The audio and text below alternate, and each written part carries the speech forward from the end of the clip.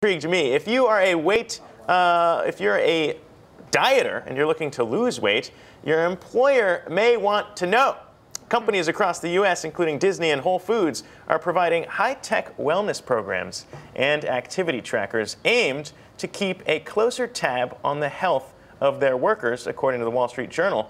These programs use incentives to help workers hit their health goals, most of the time by using Fitbit and other fitness trackers, wearable devices to track weight loss. It kind of reminds me of an episode from The Office. I don't know if you watched that, but where it goes too far in tracking what your employees are doing. Clearly there's been some blowback over it.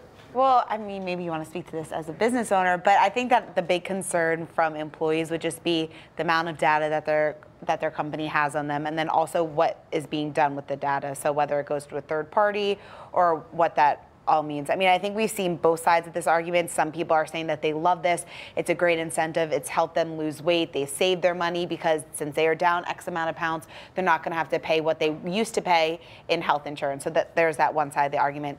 The other side, though, is that this is just a complete overreach by these companies. These companies shouldn't have this type of information on their employees because then that's just extra data. Not only that, but just when you gamify it and you have the people who can't lose weight kind of feel bad about, everything that they're not doing. I think if it's done well, it could be good for company culture. I mean, I recently started going to the gym again, and I'm like telling everyone in my office, I'm like, let's do it together. So like just making it more of a teamwork environment, and everyone's more health conscious these days. So I think it has its pros and cons. As a business owner, would you want to track potentially your employees' like fitness goals and things like that? Like, no, but I don't feel a need, but it could probably get some companies really good rates on healthcare. That's they true. could provide their providers with that information. And individual employees as well, depending on how much they have to pay.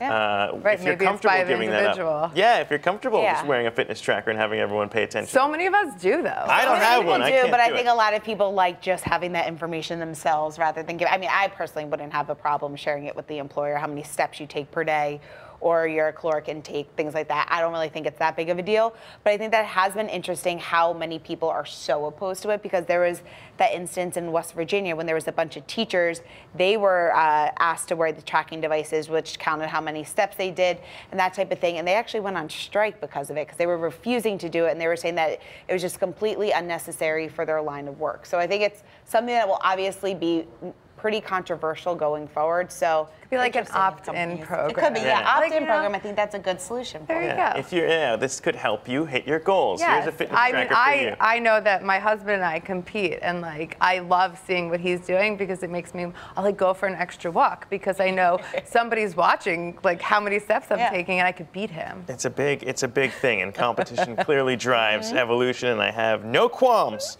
in terms of getting people back in healthy shape.